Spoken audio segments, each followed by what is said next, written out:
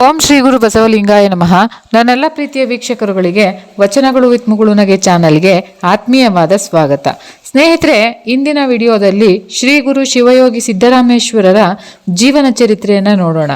ಒಂದು ಕುಗ್ರಾಮವಾಗಿದ್ದ ಸೊನ್ನಲಿಗೆಯನ್ನ ಪ್ರಸಿದ್ಧ ಭೂಕೈಲಾಸವಾಗಿ ಕಟ್ಟಿ ಬೆಳೆಸಿದ ಮಹಾನ್ ಕನಸುಗಾರ, ಕರ್ಮಯೋಗಿ, ಶಿಲ್ಪಿ ಸಿದ್ದರಾಮ ಶರಣರು ಕನ್ನಡ ನಾಡು ಕಂಡ ಒಬ್ಬ ಅಪರೂಪದ ವ್ಯಕ್ತಿ.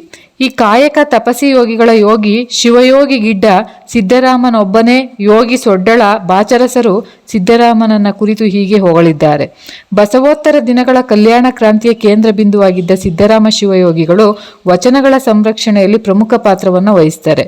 ಅವರೊಬ್ಬರು ಬಹುದೊಡ್ಡ ಶರಣ, ಕಾರಣಿಕ ಯೋಗಿ ಮತ್ತು ಅನುಭಾವಿ. ಸಾಮಾಜಿಕ ಜವಾಬ್ದಾರಿಗಳನ್ನು ಕೈಗೊಂಡು ಲೋಕ ಕಲ್ಯಾಣಾರ್ಥವಾಗಿ ಜೀವನನುದ್ದಕ್ಕೂ ಕಾಯಕವನ್ನೇ ಉಸಿರಾಗಿಸಿಕೊಂಡು ಮಾನವೀಯ ಮೌಲ್ಯಗಳಿಂದ ವ್ಯಷ್ಟಿಯಿಂದ ಸಮಸ್ಯೆಯನ್ನ ಬೆಸೆದ ಕೀರ್ತಿ ಇವರಿಗೆ ಸಲ್ಲುತ್ತೆ. ತಮ್ಮ ವಚನಗಳ ಮೂಲಕ ಶ್ರೇಷ್ಠ ಮಾನವೀಯತೆಯ ಸಂವೇದನೆಗಳನ್ನು ಹಂಚಿ ವಚನ ಸಾಹಿತ್ಯ ಲೋಕಕ್ಕೆ ಒಂದು ಅದ್ಭುತವಾದ ಕೊಡುಗೆಯನ್ನ ಕೊಟ್ಟಿದ್ದಾರೆ.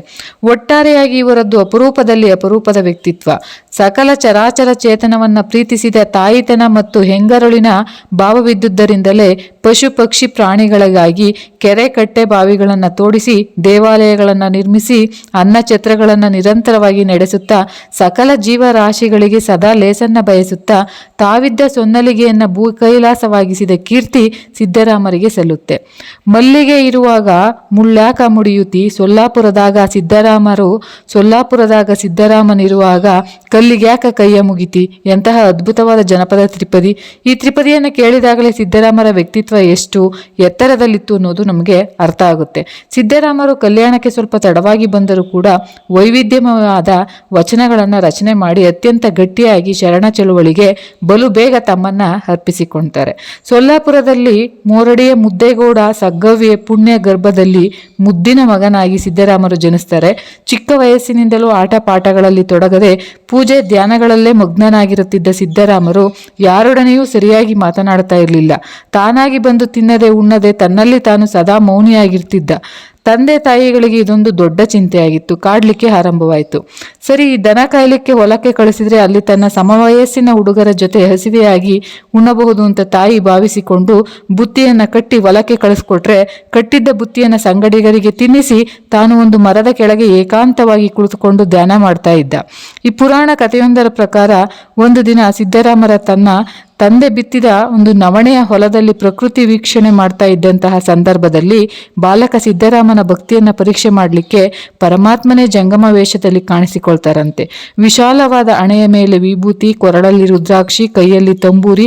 ಅವರನ್ನ ನೋಡುತ್ತಲೇ ಹೋಗಿ ಕಾಲಿಗೆ ಎರಗುತ್ತಾನೆ. ಅವರಿಗೆ ಕಂಬಳಿಯನ್ನ ಹಾಸಿ ಕೂಡಿಸಿ ನವಣೆಯ ಹಕ್ಕಿಯನ್ನ ಬಿಡಿಸಿ ಒಂದು ಶುದ್ಧವಾದ ಎಲೆಗೆ ಹಾಕಿ ಆ ಜಂಗಮರಿಗೆ ತಿನ್ಲಿಕ್ಕೆ ಕೊಡ್ತಾನಂತೆ. ಆ ಜಂಗಮ ಅಷ್ಟಕ್ಕೆ ತೃಪ್ತಿಯಾಗದೆ, ನನಗೆ ಹಸಿವು ಹೆಚ್ಚಾಗಿದೆ ಕಂದ, ನೀನು ಮನೆಗೆ ಹೋಗಿ ಮಜ್ಜಿಗೆ ಮತ್ತು ಅಂಬಲಿಯನ್ನ ತೆಗೆದುಕೊಂಡು ಬರ್ತೀಯಾ ಅಂತ ಕೇಳ್ತಾರಂತೆ. ಯಾವಾಗ ಜಂಗಮರು ನನಗೆ ಹೊಟ್ಟೆ ತುಂಬಿಲ್ಲ ಅಂತ ಹೇಳ್ತಾರೆ, ಆಗ ಆ ಮಾತುಗಳನ್ನ ಕೇಳಿದ ಕ್ಷಣವೇ, ಓಹೋ ಅದಕ್ಕೇನಂತೆ, ನಾನು ಈಗಲೇ ಮನೆಗೆ ಹೋಗಿ ನಿಮಗೆ ಬೇಕಾದದ್ದನ್ನ ತರುತ್ತೇನೆ ಅಂತ ಹೇಳಿ ಹೊರಟು ಸ್ವಲ್ಪ ತಡೆದು ಮತ್ತೆ ಹಿಂದಿರುಗಿ ಆ ಜಂಗಮರ ಮುಖವನ್ನೇ ನೋಡ್ತಾ, ನಾನು ಹೋಗಿ ಬರೋ ತನಕ ನೀವು ಇಲ್ಲೇ ಇರ್ತೀರೋ ಅಥವಾ ಎಲ್ಲಾದರೂ ಹೋಗ್ಬಿಡ್ತೀರೋ ಅನ್ನುವ ಅಳುಕಿನಿಂದ, ತಮ್ಮ ಹೆಸರೇನು, ತಾವು ಎಲ್ಲಿಂದ ಬಂದ್ರಿ ಅಂತ ಕೇಳ್ತಾನೆ. ನನ್ನ ಹೆಸರು ಮಲ್ಲಯ್ಯ ಅಂತ, ನಾನು ಶ್ರೀಶೈಲದಿಂದ ಬಂದಿದ್ದೇನೆ. ಕೆಲವರು ಭಕ್ತಿ ಗೌರವಗಳಿಂದ ನನ್ನನ್ನು ಮಲ್ಲಿಕಾರ್ಜುನ ಅಂತಲೂ ಕರೀತಾರೆ ಎಂದು ಹೇಳಿದಾಗ ಆ ಮುದ್ದು ಕಂದ ಸಿದ್ದರಾಮ, ನಾನು ಅಲ್ಲಿಗೆ ಬರಲಿ ಅಂತ ಕೇಳಿದಾಗ ಮೊದಲು ನೀನು ಮನೆಗೆ ಹೋಗಿ ಅಂಬಲಿ ಮಜ್ಜಿಗೆಯನ್ನು ತೆಗೆದುಕೊಂಡು ಬಾ, ಆಮೇಲೆ ನೀನು ಬರುವಿಯಂತೆ ಎಂದು ಹೇಳ್ತಾರೆ. ಆಗ ಸಿದ್ದರಾಮರು ಓಡೋಡಿಕೊಂಡು ಮನೆ ಕಡೆ ಹೋಗಿ ಮನೆಗೆ ತಲುಪಿದ ಮರುಕ್ಷಣವೇ ಅಮ್ಮನನ್ನ ಕೂಗಿ ಕರೆದು ನನಗೆ ಅಂಬಲಿ ಮಜ್ಜಿಗೆಯನ್ನ ಮಾಡಿಕೊಡಮ್ಮ ಅಂತ ಕೇಳಿದಾಗ ಸದಾ ಮೌನಿಯಾಗಿದ್ದಂತಹ ನನ್ನ ಕಂದ ಇವತ್ತು ಮೌನ ಮುರಿದು ಮಾತನಾಡುತ್ತಾ ಇದ್ದಾನಲ್ಲ ಅನ್ನುವ ಖುಷಿ ಸಂತೋಷದಿಂದ ತಾಯಿ ಸುಗ್ಗವ್ವೆ ಅಂಬಲಿ ಮತ್ತು ಮಜ್ಜಿಗೆ ಮತ್ತು ಅದರ ಜೊತೆಗೆ ಮೊಸರನ್ನವನ್ನ ಮಾಡಿ ಕಳಿಸಿಕೊಡ್ತಾಳೆ. ಅದನ್ನೆಲ್ಲ ತೆಗೆದುಕೊಂಡು ಬರೋದ್ರೊಳಗೆ ಮಲ್ಲಯ್ಯ ಅಲ್ಲಿ ಇರಲಿಲ್ಲ.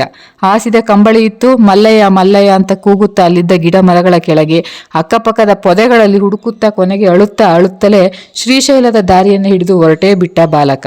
ಮಾರ್ಗ ಮಧ್ಯದಲ್ಲಿ ಶ್ರೀಶೈಲದ ಯಾತ್ರೆಗೆ ಹೊರಟಿದ್ದ ಭಕ್ತರು ಅರ್ಥನಾದ ಮೊರೆ ಇಡುತ್ತಾ ಅಳುತ್ತಲೇ ಏಕಾಂಗಿಯಾಗಿ ಸಾಕ್ತಾ ಇದ್ದಂತಹ ಮುದ್ದು ಕಂದನನ್ನ ಸಮಾಧಾನ ಮಾಡಿ, ಏನಪ್ಪ ಯಾಕಪ್ಪ ಅಳ್ತಾ ಇದೀಯಾ ಅಂತ ಕೇಳಿದಾಗ, ನಾನು ಮಲ್ಲಯ್ಯನನ್ನ ನೋಡಬೇಕು ಎನ್ನುವ ಒಂದು ತನ್ನ ಭಾವನೆಯನ್ನ ವ್ಯಕ್ತಪಡಿಸ್ತಾನೆ.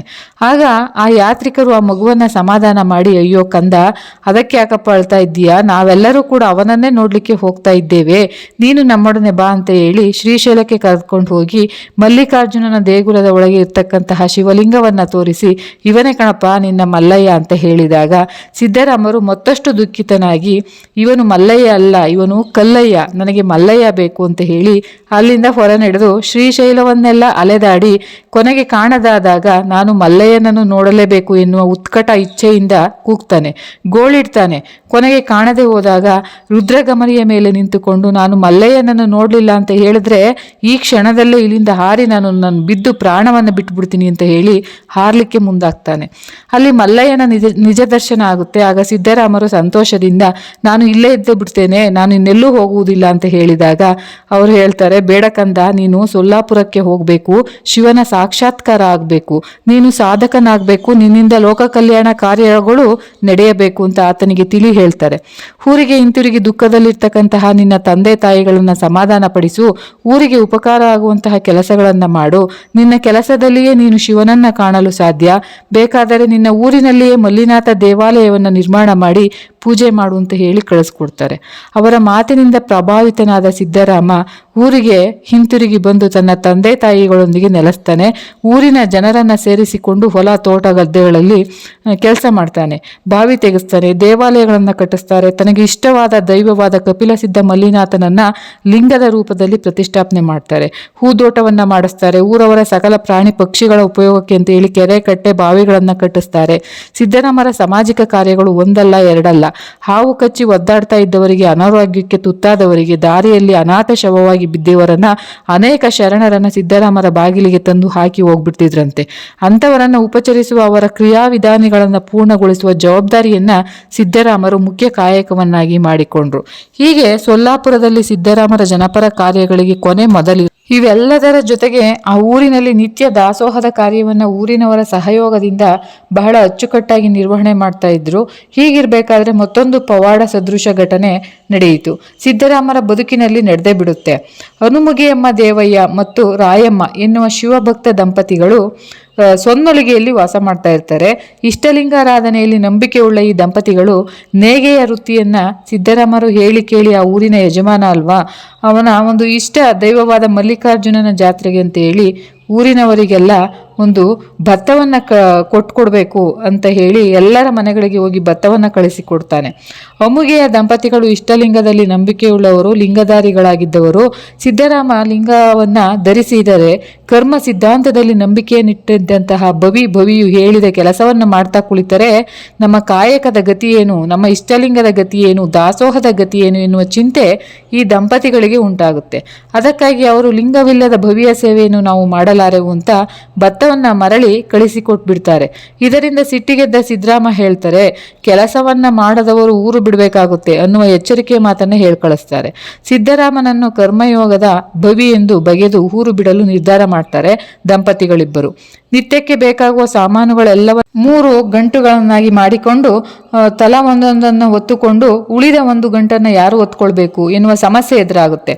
ಆಪತ್ತಿನಲ್ಲಿ ಆದವನೇ ನಂಟ ಎನ್ನುವಂತೆ ಶಿವರೂಪಿಯಾದ ಜಂಗಮನೊಬ್ಬ ಬಂದು ಆ ಗಂಟನ್ನ ಹೊತ್ತುಕೊಳ್ತಾನೆ. ಮೂವರು ನಡೆದುಕೊಂಡು ಪಕ್ಕದ ಶಿವಪುರ ಎನ್ನುವ ಗ್ರಾಮಕ್ಕೆ ಹೋಗಿ ನೆಲೆಸ್ತಾರೆ. ಮಾರನೆಯ ದಿನ ಅವರು ಊರು ಬಿಟ್ಟ ಸುದ್ದಿಯನ್ನು ತಿಳಿದ ಸಿದ್ದರಾಮ ಅವರ ಬಗ್ಗೆ ಯೋಚನೆಯನ್ನು ಮಾಡ್ತಾ ತನ್ನ ಇಷ್ಟ ದೈವವಾದ ಮಲ್ಲಿಕಾರ್ಜುನನಿಗೆ ಪೂಜೆ ಮಾಡಲಿಕ್ಕೆ ಬರ್ತಾರೆ. ಲಿಂಗದ ಅಭಿಷೇಕ ಮಾಡಲಿಕ್ಕೆ ಹೋದಾಗ ತಲೆಯನ್ನ ಮುಟ್ಟಬೇಡ, ಗಂಟು ಹೊತ್ತು ತಲೆಯಲ್ಲಿ ಗಾಯ ಆಗಿದೆ ಎನ್ನುವ ಒಂದು ಧ್ವನಿ ಕೇಳಿಸುತ್ತೆ. ಯಾರ ಗಂಟು ಎಂದು ಸಿದ್ದರಾಮ ತನ್ನಲ್ಲಿ ತಾನು ಪ್ರಶ್ನೆ ಮಾಡಿಕೊಳ್ಳಲು ಅಮ್ಮುಗೆ ದೇವಯ್ಯ ದಂಪತಿಗಳ ಮೂಟೆಯನ್ನ ಹೊತ್ತು ಹಾಲದ್ದು ಎನ್ನುವ ಉತ್ತರ ಅಲ್ಲಿಂದ ಬರುತ್ತೆ. ತಕ್ಷಣ ಸಿದ್ದರಾಮರಿಗೆ ಅಮುಗೆಯ ದಂಪತಿಗಳು ಎಂತಹ ಶಿವಭಕ್ತರೆಂದು ಅರಿವಾಗುತ್ತೆ. ಅವರನ್ನು ಹುಡುಕಿಕೊಂಡು ಶಿವಪುರಕ್ಕೆ ಬಂದು ತಿರುಗಿ ನೀನು ಸೊಲ್ಲಾಪುರಕ್ಕೆ ಬರಬೇಕು ಅಂತ ಪ್ರಾರ್ಥನೆ ಮಾಡ್ಕೊಳ್ತಾರೆ. ಆದರೆ ಅದಕ್ಕೊಪ್ಪದ ದಂಪತಿಗಳು ಅಲ್ಲಿಂದ ಕಲ್ಯಾಣಕ್ಕೆ ಹೊರಟು ಹೋಗ್ಬಿಡ್ತಾರೆ.